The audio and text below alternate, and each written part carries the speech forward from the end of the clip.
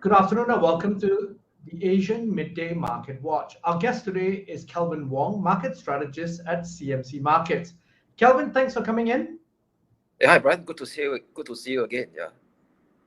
Now, Kelvin, I'm going to take a look at crypto markets first, and then we'll take a look at regional markets before we get your insights. So we start with crypto markets. Bitcoin is at 57,256.7. It is up 1.51%. Ethereum is at 4,289.31. It's up 0.4147%. If we look at regional markets, we've got the SGX, which is at 3,222.66. It's down 0.014%. The KLSC is at 1,509.59. It is down 0.18%. The Shanghai Composite is at 3,589. It's down 0.1%. The ASX is at 7,734.5. It's up 0.12%. The Nikkei is at 29,531. It's up 0.78%. The Hang Seng is at 24,691.4. It is up 0.02%. Rounding up the numbers, we've got the Kospi, which is at 2,981.89. It's down 0.41%. Kelvin, what are your thoughts on the mixed performance on markets this morning?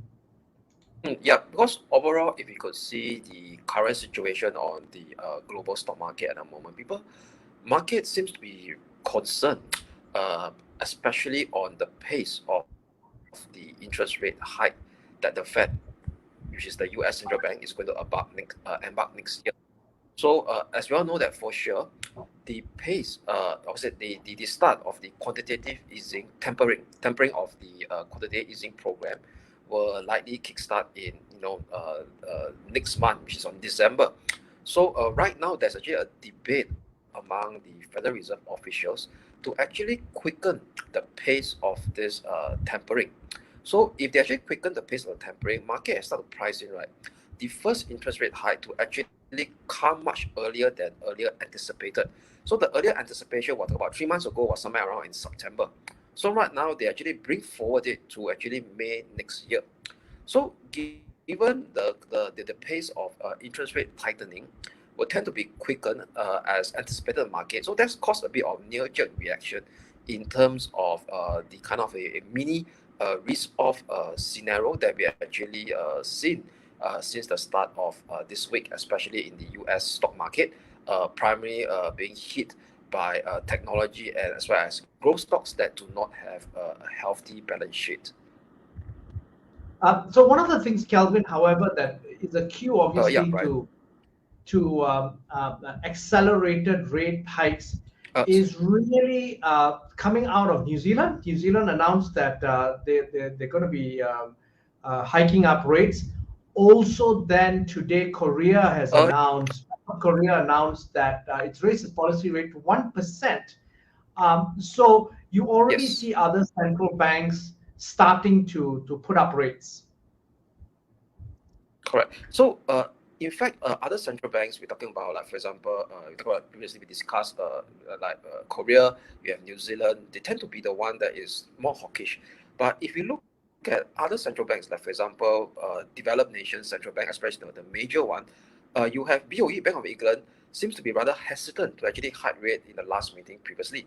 And as well as ECB seems to be still on a kind of a dovish mood as well, depending on the next upcoming meeting in December, which they're going to release their latest inflationary forecast. And most importantly, the market is actually definitely with the Fed itself. So yesterday, Fed, I would say there's more like a knee-jerk reaction. Don't forget, central banks do not operate in a vacuum. You see, they don't consider other major economy or players in the market that are also interconnected with the global financial market space, which could actually trickle down impact on their domestic economy as well. So one of the countries that actually has what I call a significant interconnection in the global financial market space is China. So if you look at China's situation right now, in fact, they are actually having a guided, we call it a slowdown, as engineered by their top policy makers, which they are actually embarking on a deleveraging process, particularly in the property sector. So if you look at the last few months, we start to see several major property developers like Evergrande facing liquidity crunch. One of the reasons this liquidity crunch is actually driven by the domestic Chinese policymakers' policy to actually reduce the amount of leverage in the property sector. So in this process of reducing property sector, the reducing of leverage is actually to slow down growth. I would say the artificial growth. If this process, right, is not being handled delicately, it could actually lead to a potential contingent impact in the Chinese economy, which could actually trickle down to the global financial markets. So if you could recall, in somewhere around the second half of 2015, there was actually a shock Chinese yuan devaluation, all right, that causes we call a ripple effect negative to the global financial market space.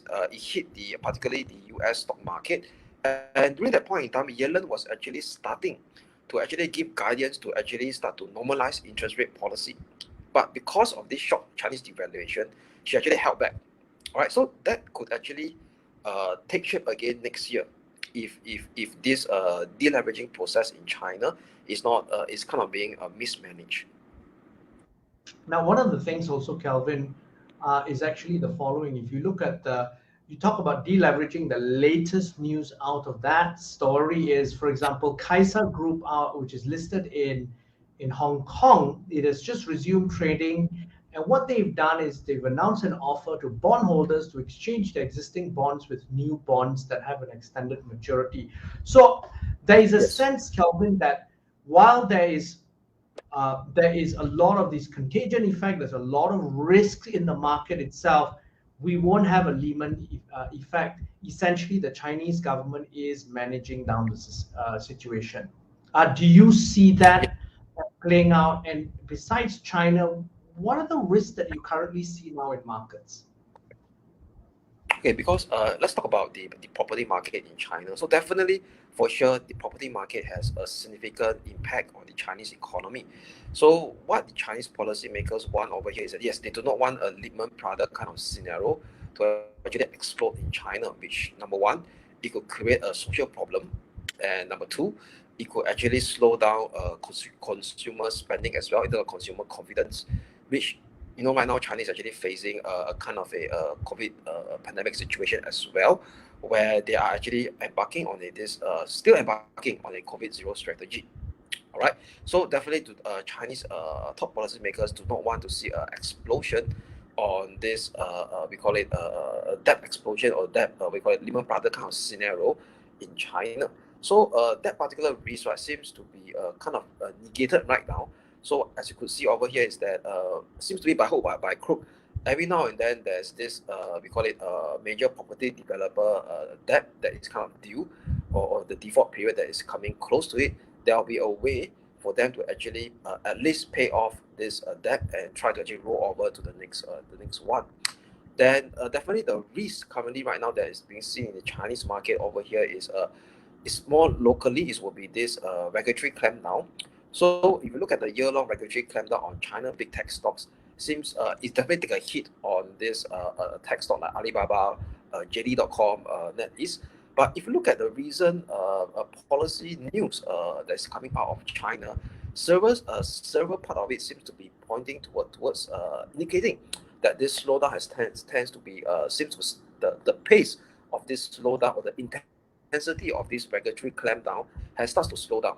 If number one, if you look at there's actually about a couple of weeks back, there's actually news stating that game publishers are actually allowed to actually get approval from the latest games.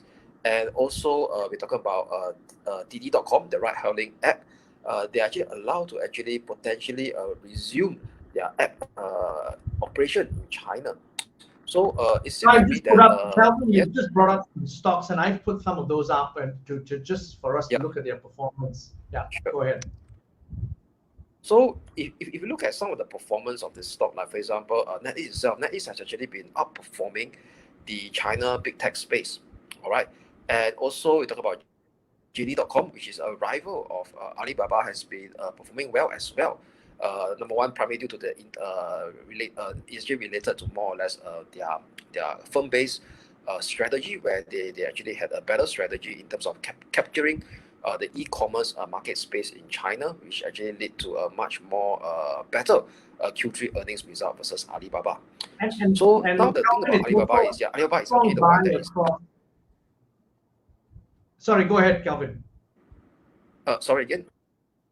Yeah. No, I was pointing out main that concern now seems to be strong buy recommendations.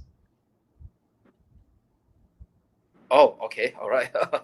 Okay, so actually among the China big tech space, it seems to me that the main concern still rests on Alibaba. So definitely Alibaba still faces a kind of very weak sentiment. So what we could see over here is that if you look at the last few weeks, especially the stock that listed in the US ADR, the US listed in the US, pardon me, the East ADR actually tumbled close to the 52-week low, and also went down slightly close to the August low as well, which was the August low. So it seems to me that there's a bit of over negative reaction in the share price of Alibaba.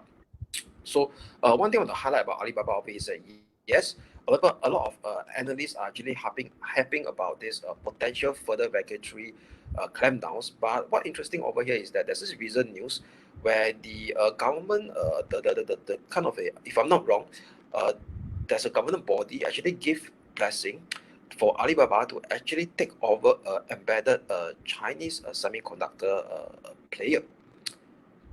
Yeah, so that seems to be that it could be a turn of events for Alibaba going forward. Okay. Kelvin, thank you very much for coming on the show, and thank you very much for your insights. Thank you so much, Brian. Now, we've been speaking to Kelvin Wong, market strategist at CMC Market, on Biztech's Asian Midday Marketwatch. I'm Brian Fernandez. This video and podcast will be on our various social media platforms as well as our website, www.biztech.asia. Please like and subscribe to our various platforms. Thanks again for tuning in.